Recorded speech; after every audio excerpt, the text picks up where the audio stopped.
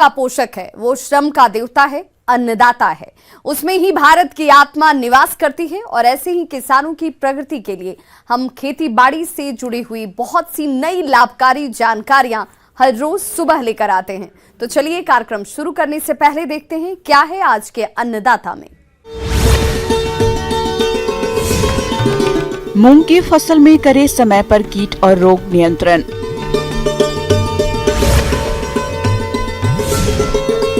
जल है तो कल है, करे वर्षा जल संग्रहण।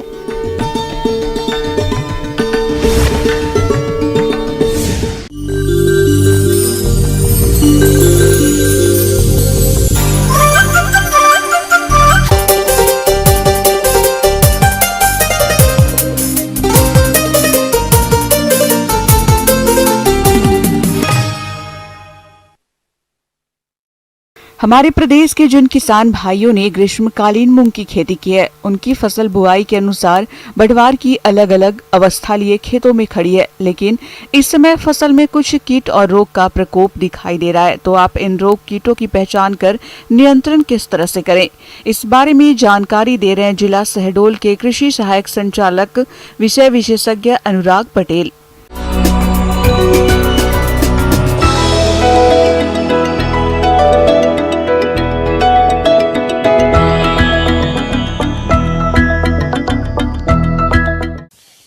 किसान भाइयों, इस समय मूंग की फसल पुष्पन और फलन की अवस्था में है, तो इसमें सबसे ज़्यादा ज़रूरी इस समय है उसकी फसल सुरक्षा।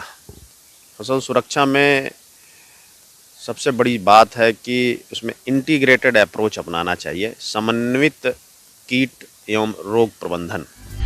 किसान भाइयों, जैसा कि आप सभी जानते हैं कि मूंग की फसल को सबसे अधिक नुकसान कीट और रोगों के प्रकोप के कारण होता है, तो इसी बात को ध्यान में रखते हुए गर्मी के मौसम में लगाई गई मूंग की फसल में पीला मोजेक रोग की रोकथाम करना जरूरी है, तभी आपको फसल का उत्पादन अधिक मिलेगा। फसल सुरक्षा में सबसे बड़ी है बीमारी है जो है पीला मोज़ेक। सिराएं हैं, जो उसकी पत्तियों की नसें हैं वो पीली पड़ जाती हैं और इससे फसल पूरी हमारी नष्ट हो जाती है। ये एक मोज़ेक बीमारी है, एक वायरस से फैलने वाली बीमारी है।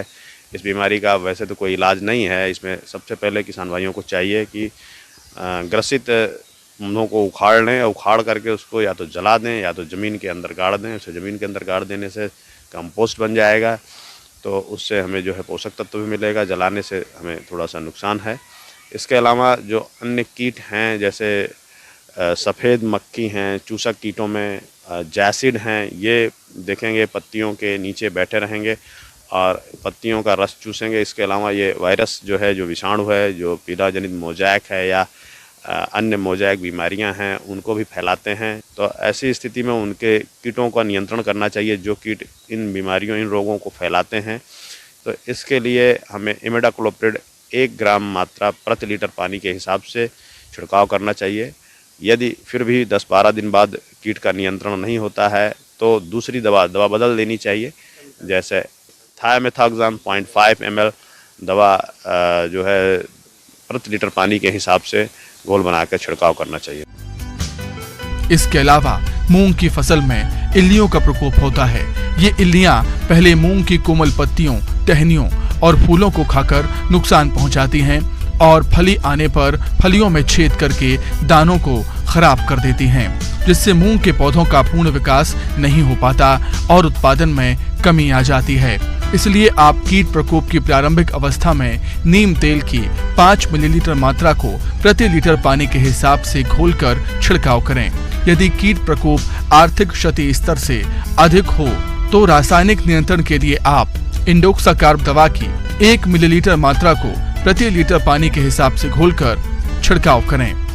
इन इल्लियों का नियंत्रण आसानी से हो जाता है। अर्थात कीट एवं रोग प्रबंधन के लिए केवल रासायनिक दवाओं पर हमें निर्भर नहीं रहना चाहिए कि जैसे ही कीट दिखा हमने रासायनिक दवाई का छिड़काव कर दिया। इसके लिए कई विधियां हैं। जैसे सबसे पहले खेत की साफ सफाई का है। यदि हम बार बार बहुत ज़्यादा सिंचाई करेंगे, ज़्यादा नमी रहेगी तो कई प्रकार के रोग और कीट आएंगे। तो हमें संतुलित मात्रा में सिंचाई देना है, अर्थात पर्याप्त नमी बनी रहे। नमी केवल ज़रूरी है, ना कि उसमें पानी का बाढ़ हो या पानी भरा होना ज़रूरी नहीं। इसके अलावा जो नत्रजन उर्वरक होते हैं, इनके ज़्यादा मात्रा में अगर हम इस्तेमाल कर देते हैं संतुलित मात्रा के अतिरिक्त, तो ये पत्ती को, पेड़ों को सकुलेंट बना देते हैं, कमज़ोर बना देते हैं। इससे कीट पतंगे, बीमारियां ज़्यादा आती हैं। तो हमें नत्रजन का भी संतुलित उपयोग करना है। इसके अलावा जो बहुत सारे कीट ऐसे हैं जिनको हम फेरोमोन ट्रैप लगाकर उससे ट्रैप कर सकते हैं, प्रकाश प्रपंच लगा के उनसे हम उनको ट्रैप कर सकते हैं, अर्थात उनको हम बाहर ही बिना दवाई छिड़के उनको हम ख़त्म कर सकते हैं। टी आकार की खूंटियाँ गाड़ सकते हैं, इससे वहाँ आते हैं चिड़िया पक्षी आके बैठती हैं और जो वहाँ कीट पतंगे आदि उड़ रहे होते हैं या बैठे होते हैं उनको खा लेते हैं। इसके अलावा अन्य जो है जैविक दवाएं हैं, जैसे बिवेरिया बैसियाना है, इनका भी हम उपयोग कर सकते हैं। इनका छिड़काव अगर हम करते हैं तो बहुत प्रकार के कीट होते हैं जो इससे नियंत्रित हो जाते हैं। किसान भाइयों, अभी तक आपने खेती से जुड़ी हुई कुछ उपयोगी जानकारियां देखी। अब लेते हैं एक छोटा सा ब्रेक, जल्द लौटेंगे और कार्यक्रम में आगे भी है खेती बाड़ी से जुड़ी हुई महत्वपूर्ण जानकारियां, तो बने रहिए हमारे साथ।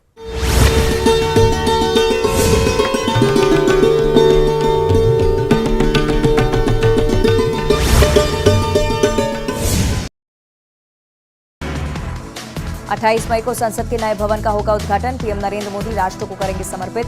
लोकसभा स्पीकर ने पीएम को दिया निमंत्रण। प्रियंका गांधी को मिल सकती है छत्तीसगढ़ की चुनावी कमान। एमपी राजस्थान की जिम्मेदारी भी सौंपने की तैयारी। बीजेपी ने कहा यूपी में कांग्रेस का हाल सभी को मालूम। देश को मिली एक और वंदे भारत ट्रेन की सौगात। हावड़ा से पुरी के बीच चलने वाली 17वीं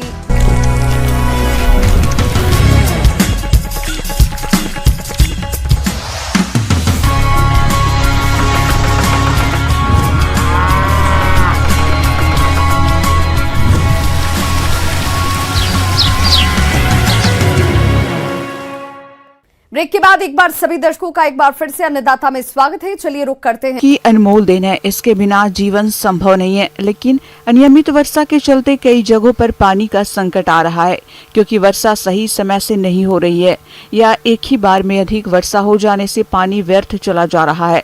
इसलिए आज के समय वर्षा जल का संग्रहण बहुत जरूरी है, जिस पर तकनीकी सुझाव दे रहे हैं डॉक्टर SM यादव।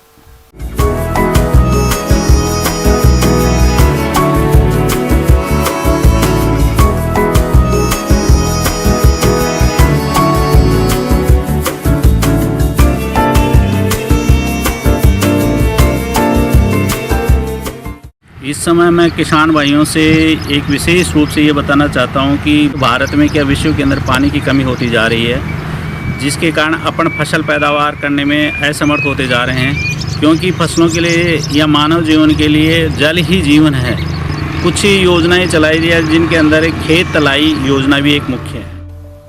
आज दुनिया में पानी का उपयोग हर कृषि और व्यापार के क्षेत्र में अत्यधिक होने लगा है। जितना जल भूमि से निकाला जा रहा है उसका पुनर्भरण नहीं हो रहा है, जिससे पानी की समस्या बढ़ती जा रही है। और इस समस्या का सबसे अच्छा समाधान है वर्षा जल संग्रहण और समुचित मात्रा में उपयोग। वैसे तो वर्षा जल संग्रहण करने के कई तरीके हैं, जिनकी मदद से हम रेन वाटर हार्वेस्टिंग करके नलकूपों, कुओं, जलाशयों को रिचार्ज करते हैं, जिससे भूमि का जल स्तर बढ़ता है और आने वाले समय में एकत्र पानी को कई कार्यों में उपयोग भी कर सकते हैं।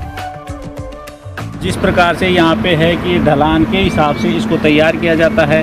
100 बाई 100 का जो पौंड बनाया जाता है उसको इस तरह से बनाया जाता है कि उसकी गहराई करके स्लोप साइड में जहाँ पे पानी का रुझान होगा उस कॉर्नर के अंदर इसको बनाया जाता है, जिसे प्लास्टिक की ये लेयर है वो ऊपर के चढ़ा दी जाती है और इसके अंदर पानी को इकट्ठा किया जाता है, जो कि साल भर अपन आराम से 100 बाई 100 के अंदर करीब ये बताते हैं कि 1 एकड़ ज़मीन में पूरे साल भर आराम से खेती कर सकते हैं। और इस पानी को, जो पानी अपने कुओं से मिलता है या नदी बहाव से मिलता है, उसे काफ़ी बढ़िया इसमें न्यूट्रिशन पाए जाते हैं। क्योंकि जो कुएं का पानी होता है उसमें तो कई जगह न्यूट्रिएंट्स कम होते हैं, pH ज़्यादा होता है।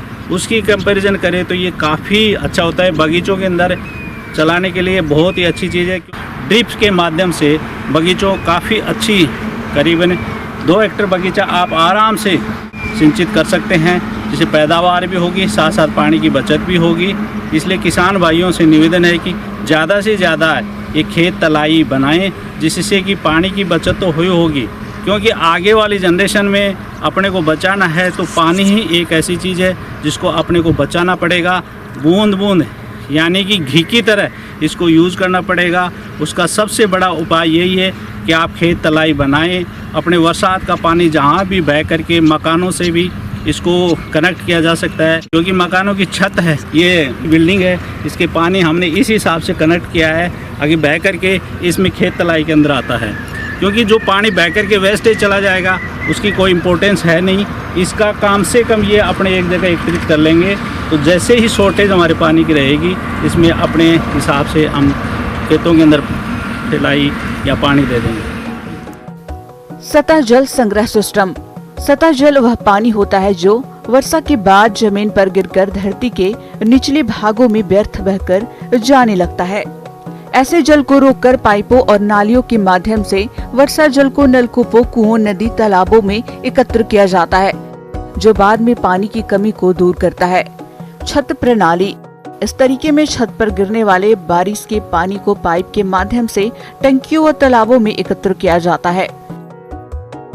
बांध या डैम। बड़े बड़े बांध के माध्यम से वर्षा के पानी को बहुत ही बड़े पैमाने में रोका जाता है, जिन्हें गर्मी के महीनों में या पानी की कमी होने पर बिजली उत्पादन, कृषि और नालियों के माध्यम से घरेलू उपयोग में भी इस्तेमाल में लाया जाता है। जल संरक्षण के मामलों में बांध बहुत उपयोगी साबित हुए हैं। भूमिगत टैंक। यह भी एक बेहतरीन तरीका है जिसके माध्यम से हम भूमि के अंदर वर्षा के पानी को संरक्षित रख सकते हैं। इस प्रक्रिया में वर्षा जल को एक भूमिगत गड्ढे में भेज दिया जाता है, जिससे भूमिगत जल की मात्रा बढ़ जाती है। यह तरीका बहुत ही मददगार साबित हुआ है, क्योंकि मिट्टी के अंदर का पानी आसानी से नहीं सूखता और लंबे समय तक पंप के माध्यम से हम उसको उपयोग में ला सकते हैं। जल संग्रह जलाशय। यह साधारण प्रक्रिया है जिसमें बारिश के पानी को तालाबों और छोटे पानी के स्रोतों में जमा किया जाता है। इस तरीके से जमा किए हुए जल को ज्यादातर कृषि कार्यों और बागवानी में प्रयोग में लाया जाता है। वर्षा जल संचयन के फायदे। बरसात के पानी को संचय करके सूक्ष्म विधियों से अधिक क्षेत्र पर फसलों की आसानी से सिंचाई करके अधिक पैदावार ले सकते हैं। बागवानी में ड्रिप के माध्यम से सिंचाई करके अधिक फल उत्पादन ले सकते हैं। पशुपालन व्यवसाय में संचित वर्षा जल को ले सकते हैं। इसके अलावा घरेलू कार्यों जैसे घर की साफ सफाई, वाहनों की साफ सफाई में ले सकते हैं। इन सब को ध्यान में रखते हुए आज से ही व्यर्थ बह जाने वाले वर्षा जल का संग्रहण करना शुरू करें और भविष्य में आने वाली पानी की गंभीर समस्या से बचें। आगे और भी हैं खेती बाड़ी से जुड़ी हुई बहुत सी रोचक जानकारियां, पर यहां रुकेंगे एक छोटे से ब्रेक के लिए। जल्द हाजिर होते हैं।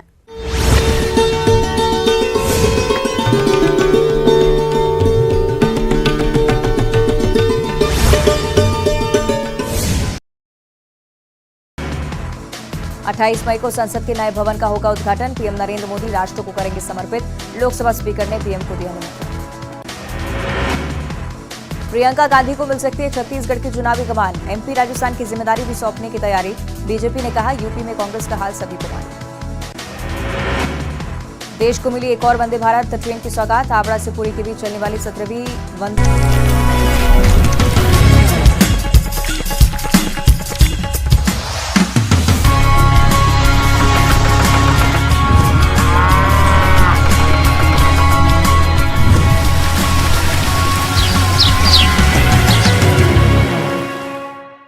ब्रेक के बाद एक बार फिर से आप सभी दर्शकों का अन्नदाता कार्यक्रम में स्वागत है। बढ़ते हैं अपनी अगली प्रस्तुति की ओर।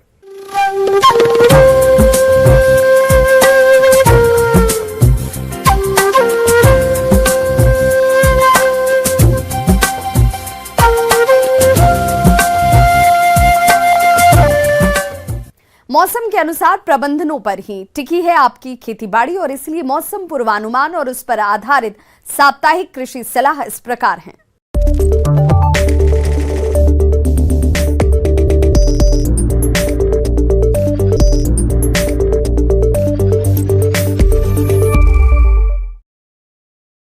IMD मौसम केंद्र भोपाल द्वारा जिला स्तरीय मौसम पूर्वानुमान पर आधारित राजमाता विजय राजे सिंधिया कृषि विश्वविद्यालय द्वारा भेजे गए झाबुआ जिले के लिए मौसम आधारित कृषि परामर्श। इन क्षेत्रों में आगामी दिनों में आसमान में साफ से छिटपुट से मध्यम बादल छाए रहने और आगामी दिनों में वर्षा नहीं होने का अनुमान है। अधिकतम और न्यूनतम तापमान 40 से 42 व 24 से 25 डिग्री सेल्सियस के बीच रहने तथा हवा पश्चिम दिशा से 19 से 24 किलोमीटर प्रति घंटे की रफ्तार से चलने का अनुमान है। ऐसे में इन क्षेत्रों के किसान भाइयों को सलाह दी जाती है कि अनाज को भंडारण में रखने से पहले भंडार घर की अच्छी तरह से सफाई करें और अनाज को अच्छी तरह से सुखा लें एवं कूड़े कचरे को जला या दबाकर नष्ट कर दें। भंडार घर की छत, दीवारों और फर्श पर 1 भाग मेलाथियान 50 ईसी को 100 भाग पानी में मिलाकर छिड़काव करें। यदि पुरानी बोरियां प्रयोग करनी पड़े तो उन्हें 1 भाग मेलाथियान व 100 भाग पानी के घोल में 10 मिनट तक भिगोकर छाया में सुखा लें। रबी फसल की कटाई के बाद खाली खेतों की गहरी जुताई कर जमीन को खुला छोड़ दें ताकि सूर्य की तेज रोशनी से गर्म होने के कारण इसमें छिपे कीटों के अंडे और घास के बीज नष्ट हो जाएं। इस मौसम में भिंडी की फसल में माइट कीट की निरंतर निगरानी करते रहें। अधिक कीट पाए जाने पर इथियॉन 1.5 से 2 मिलीलीटर प्रति लीटर पानी की दर से घोल बनाकर छिड़काव मौसम साफ होने पर करें। मौसम को ध्यान में रखते हुए टमाटर के फलों को फली छेदक कीट से बचाव के लिए किसान खेत में पक्षी बसेरा लगाएं व कीट से नष्ट फलों को इकट्ठा करके जमीन में दबा दें। साथ ही फल छेदक कीट की निगरानी के लिए फेरोमोन ट्रैप 2 से 3 ट्रैप प्रति एकड़ की दर से लगाएं। मिर्च और टमाटर की फसल में इस समय लीफ कर्ल यानी चुर्रा मुर्रा रोग आने की संभावना हो सकती है। अतः दिखाई देने पर इसके नियंत्रण के लिए थायोमेथाक्साम 25 डीजी की 100 ग्राम मात्रा 500 से 600 लीटर पानी में घोलकर प्रति हेक्टेयर की दर से छिड़काव करें। बैंगन की फसल में तना भेदक व फल वेदक मक्खी से बचाव के लिए प्रभावित फलों को तोड़कर जमीन में दबाकर नष्ट कर दें व अधिक मात्रा में इन कीटों का प्रकोप हो तो स्पाइनोसेट दवा 48 ईसी की 1 मिलीलीटर मात्रा प्रति 4 लीटर पानी के हिसाब से घोल बनाकर छिड़काव करें। लौकी, तोरई, कद्दू, ककड़ी में लाल कीड़ा यानी रेड पंपकिन बीटल दिखाई देने पर इसके नियंत्रण के लिए मिथाइल पैराथियान 2% धूल का भुरकाव करें। आम के फलन वाले बाग में सिंचाई 7 से 10 दिन के अंतराल पर करते रहें। पूर्व में कलिकायन के लिए काटे गए बेर के पुराने व देसी पेड़ से निकली शाखाओं में से 3 से 4 शाखाओं को छोड़कर शेष शाखाओं को काटकर अलग करें। कटहल के बाग में फल गलन की समस्या से नियंत्रण पाने के लिए मैंकोजेब 2 ग्राम प्रति लीटर पानी के हिसाब से घोल बनाकर 15 दिन के अंतराल पर 2 बार छिड़काव करें। नया बाग लगाने के लिए उचित दूरी पर 3x3x3 फुट आकार के गड्ढे खोदें और उसे खोला छोड़ दें। उसके बाद 10 दिनों बाद भराई कर दें और बरसात में पौधों की रोपाई करें। पशुओं को साफ और ताजा पानी दिन में 2 बार दें। साथ ही साथ हरा चारा दें। बाहरी परजीवियों से बचाव के लिए ब्यूटैक्स का उपयोग करें। पशुशाला की नियमित सफाई करें। 1 लीटर पानी में 5 मिलीलीटर फिनाइल मिलाकर फर्श की सफाई करें। बकरियों में पीपीआर रोग के नियंत्रण के लिए टीका लगवाएं। गर्मी से बकरियों की सुरक्षा करें। बकरियों को हरा चारा, साफ पानी एवं सूखे स्थान पर बांधें एवं परजीवियों से बचाव के लिए जरूरी उपाय करें। मुर्गियों में रानीखेत बीमारी के नियंत्रण के लिए टीका लगवाएं। चूजों को 7 दिन की अवस्था पर टीकाकरण करवाएं। मुर्गे और मुर्गियों को मिनरल मिक्सचर और साफ एवं ताजा पानी दें।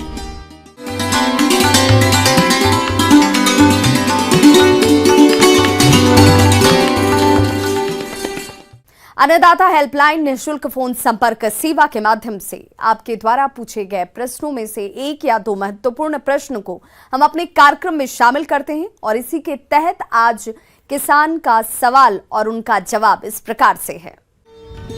आज के अन्नदाता हेल्पलाइन में जिस प्रश्न को कार्यक्रम में शामिल किया गया है उससे पूछा है ग्राम सुहागी जिला जबलपुर के किसान होतम माली ने। आप अमरूद के बाग में बाहर नियंत्रण पर जानकारी चाहते हैं तो होतम माली जी आपकी जानकारी के लिए प्रस्तुत है कार्यक्रम का यह अंश। नमस्कार किसान भाइयों, आज हम आपसे चर्चा करने के लिए उपस्थित हुए हैं बाहर ट्रीटमेंट के बारे में। यह मुख्यतः अमरूद की फसल में किया जाने वाला एक कार्य है जिससे हमें उचित पैदावार प्राप्त हो। अमरूद की फसल में वर्ष में 3 बार पुष्पन होता है, जिसकी वजह से उसकी जो ग्रोथ है वो क्षतिग्रस्त होती है और हमें उचित क्वालिटी के फल भी प्राप्त नहीं होते। इसके नियंत्रण हेतु हमें इन तीनों में से सिर्फ एक पुष्पन से फल उत्पादन का लाभ लेना चाहिए। यह जो पुष्पन की क्रिया है, जिसे हम बहार ट्रीटमेंट कहते हैं, ये भारत के विभिन्न क्षेत्रों में अलग अलग समय की पैदावार हेतु बहुत उपयोगी होता है। और जो हमारे मध्य भाग के मध्य प्रदेश के जो किसान भाई हैं वो हस्तबहार का उत्पादन लें। किसान भाइयों, अमरूद के बागों में एक फलत नवंबर से जनवरी में, दूसरी फलत जुलाई से सितंबर में और तीसरी फलत फरवरी से अप्रैल में आती है। लेकिन साल में ये तीनों फलत लेना आर्थिक दृष्टि से सही नहीं होता है और बरसात वाली फलत लेने पर अमरूद के बागों में कीटों की अधिक समस्या आती है। इसलिए आप अमरूद की जाड़े वाली या गर्मी वाली फसल लें। जिस बहार में आप फसल लेना नहीं चाहते हैं उस बहार का नियंत्रण करना होता है, यानी फलन से पहले जो फूल आते हैं उन्हें आने से रोकना होता है, जिससे पौधे को आने वाली बाहर के लिए जरूरी पोषक तत्व मिल सके। यह समय अमरूद के बाग में अम्बे बहार का है। इस समय अमरूद के बाग में जो फूल आएंगे वो बरसात में फल देंगे और जैसे कि बरसात वाले फलों की गुणवत्ता अच्छी नहीं होती है और किसानों को इस बहार से अच्छा लाभ नहीं मिल पाता है, ऐसे में इस समय आने वाले फलों को रोकना होता है, जिसके लिए कुछ जरूरी वैज्ञानिक तकनीक है। इसको आप अपनाकर बहार पर नियंत्रण पा सकते हैं। अक्टूबर नवंबर के जो हस्तबहार है उसके उत्पादन लेने के लिए अभी जो मौसम चल रहा है वो हमें आगामी मृग बहार को नियंत्रित करने का समय है। इसके लिए हम पौधों के चारों ओर ट्रेंच बना के 1 मीटर की दूरी पर चारों ओर ट्रेंच बनाकर उसकी जो जड़ें जो फैली हुई हैं उन्हें कटिंग करके उसमें इरिगेशन ना देकर उसके पुष्पन को रोकते हैं। इसके अलावा अप्रैल मई के महीने में पौधों में कटिंग की क्रियाएं करें तथा साथ ही साथ इसमें इरिगेशन रोक दें, जो कि सबसे सरल और उचित विधि है। अगर हम इस बहार के पहले 2 महीने पहले से इरिगेशन रोक दें तो पौधों में पुष्पन बहुत कम होता है या नहीं होता, और जो थोड़े बहुत पुष्पन हुए भी हैं उन्हें हम कुशल श्रमिकों द्वारा अच्छे सिकेटियर से, स्टेरलाइट सिकेटियर से कटिंग करके मैनुअली उन्हें कंट्रोल कर सकते हैं, जिसके कारण पौधों में फल नहीं बनेंगे और हमें फिर जो हस्तबहार में उत्पादन लेना है उस हेतु पौधे में पर्याप्त मात्रा में पोषक तत्व उपलब्ध रहेंगे और हमें अच्छा उत्पादन और अच्छे गुणवत्ता वाले फल प्राप्त होंगे। पहला तरीका है 1 जोड़ा पत्ती कृणंत विधि। इसमें 2 जोड़ा पत्तियों में से 1 जोड़ा पत्ती की कटाई कर दी जाती है। इसके अलावा 10% यूरिया के घोल का छिड़काव करके भी अमरूद के फलों को गिराया जा सकता है, या वृद्धि नियंत्रकों का प्रयोग करके बगीचे में बहार नियंत्रण के लिए इसमें 50% पुष्पन की अवस्था में नेफ्थलीन एसिटिक एसिड का 80 से 100 ppm का घोल बनाकर आप अपने बागों में छिड़काव करेंगे तो फूल पौधों से झड़ जाएंगे। ये ध्यान रखें, बागों में एक ही दवा का छिड़काव करें। छिड़काव 15 दिन के बाद दोबारा दोहराएं। इन कार्यों को करने के बाद जब फूल पूरी तरह से झड़ जाएं, तो उसके बाद बाग में सिंचाई करें और सिंचाई के बाद 40 से 45 किलोग्राम गोबर की खाद या 500 ग्राम यूरिया प्रति पौधे के हिसाब से जड़ के पास मिट्टी में मिला दें, जिससे पौधे में नए कल्लों का निर्माण होगा और भरपूर फलत मिलेगी। कर्षण क्रियाएं करते वक्त हमें इस बात का विशेष ध्यान रखना चाहिए, जैसे हम सिकेटियर से पौधों के पुष्पों की कटाई छटाई कर रहे हैं, बाहर ट्रीटमेंट कर रहे हैं, तो इससे जो डाईबैक की समस्या है वो सामान्यतः देखी जाती है, क्योंकि इससे जो रोग है वो पौधों के तने में से घुसकर पौधे को क्षति पहुंचाता है। इसके नियंत्रण हेतु इसमें बाविस्टिन का छिड़काव अवश्य करें और साथ ही साथ उसमें इंसेक्टिसाइड का भी उपयोग करना उचित रहता है, जिससे कोई कीट और रोग का उसमें अटैक ना हो। तो किसान भाइयों, मेरे द्वारा बताई गई इस बहार ट्रीटमेंट की क्रिया को अपनाकर आप अपने अमरूद की फसल में अच्छा से अच्छा उत्पादन, उचित गुणवत्ता वाले फल की प्राप्ति कर सकते हैं, जिससे आपको अच्छा लाभ होगा।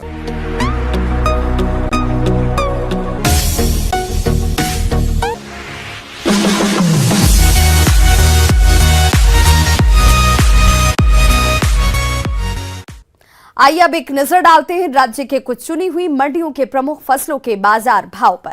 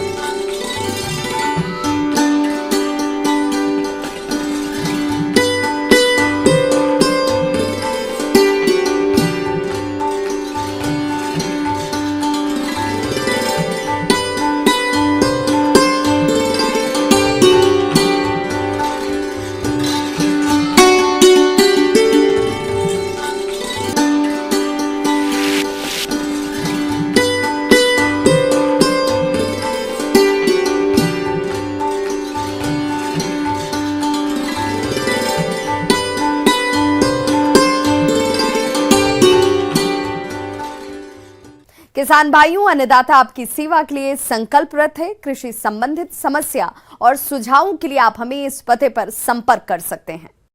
प्रोड्यूसर अन्नदाता, news 18 Madhya Pradesh Chhattisgarh, Ramoji film city, Hyderabad 501512।